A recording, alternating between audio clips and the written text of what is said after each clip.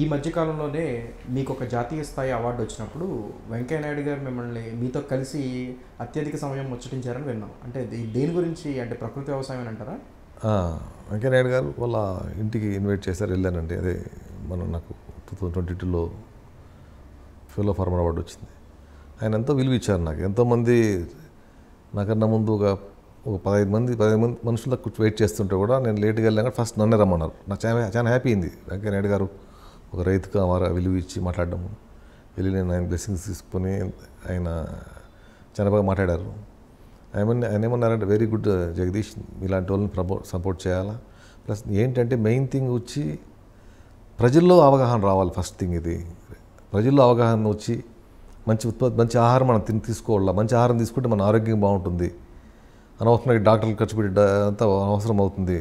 మనం వాళ్ళలోంచి అవగాహన వచ్చిందంటే అప్పుడు ఇంకా ముందుకు వెళ్తుంది. ఇది ఒక మంచి కాన్సెప్ట్. ఇది హైదరాబాద్లో నాది కూడా స్వర్ణ భారతి ఒక ట్రస్ట్ ఉంది, దానికి కూడా యూ క్యాన్ ఇంక్లూడ్, ఉపయోగించుకుంటాము సర్వీస్ అన్నారు. నాకు చాలా హ్యాపీ అనిపించింది. వెంకయ్య నాయుడు గారు ప్రోత్సహించింది, బాగా ప్రోత్సహించారు నన్ను. అవును, మధ్యకాలంలోనే ఆంధ్రప్రదేశ్ ముఖ్యమంత్రి గారు కూడా మిమ్మల్ని కలవమని నేను అతన్ని కలిసాను. ముఖ్యమంత్రి గారిని సెక్రటరియట్లో కలిసి నన్ను బాగా నిలబడి నాతో చాలాసేపు 5 minutes 10 minutes మాట్లాడారు. అప్రిషియేట్ చేశారు ఆయన, నాకు అవార్డు వచ్చిందని.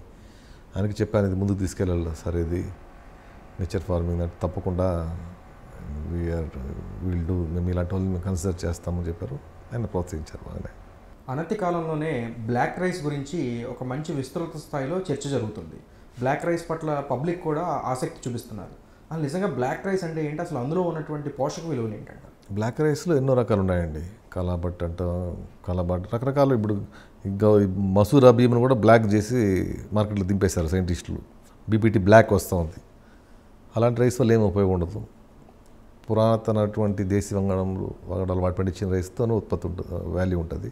ఈ black rice immunity system develop చేస్తుంది, బ్లడ్ ప్రెషర్ని కంట్రోల్ చేస్తుంది, బెనిఫిషియల్ కొలెస్ట్రాల్ని తీసుకొస్తుంది, బ్యాడ్ కొలెస్ట్రాల్ డెలివర్ చేస్తుంది, కార్టోసిల్ హార్మోన్ని లెవెల్స్ తగ్గిస్తుంది, రిచ్ ఇన్ యాంటీ ఆక్సిడెంట్స్ దీంట్లో.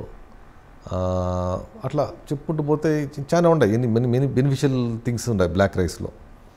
దీన్ని చాలా మంది తీసుకున్న వాళ్ళు దీన్ని చాలా బాగుంది, మొహంలో మాకు గ్లో వచ్చిందండి, మాకు బాడీ పెయిన్స్ తగ్గినాయండి అని చెప్తే చాలా ఫీల్ అవుతున్నాం మేము. వెరీ వెరీ హ్యాపీ, చాలా హ్యాపీ అవుతుంది ఫార్మర్గా. మాకు జనరల్గా ఒక ప్రకృతి రైతు తను పండించిన ఉత్పత్తిని 10 మంది తీసుకొని చాలా బాగుందని చెప్తే చాలా రైతు నిజమైన ఫీల్ అవుతాడు. అంటే బ్లాక్ రైస్లో లాభాలు చాలా ఉన్నాయి. దాన్ని ఇంకా దోశ ఇడ్లీ చేసుకోవచ్చు. ఎలాగో బాడీ లేక మన పోషకాలని ఈ బియ్యం ద్వారానో ఇడ్లీ టిఫిన్ ద్వారానో, అలాగే నేను చెప్తున్నాను, ఇందాక చెప్పాను కదా, బూస్టర్ పౌడర్ తయారు చేస్తే ఇలా తీసుకుంటే చాలా చాలా బెనిఫిట్స్ ఉంటాయి దీంట్లో. ఆ ఆయిల్ని ఒక 7 దినాలు ఎండబెడితే అది సూర్యకిరణాల వల్ల ఒక గుడ్ ప్రాపర్టీస్ తీసుకుంటుంది. ఇది ట్రెడిషనల్ సిస్టమ్. పూర్వం ఇలా చేసేవాళ్ళు ఆయిల్ని. దీన్ని స్వచ్ఛమైనటువంటి నూనె, చెక్క గానుగలు ఆడిన నూనె అంటారు. ఇది చాలా అవసరం. ఇందాక మీరు అన్నట్లు నేను మంచి బాడీకి కావాలా, వెహికల్స్కి అట్లా ఇంజిన్ ఆయిల్ అవసరం, బాడీకి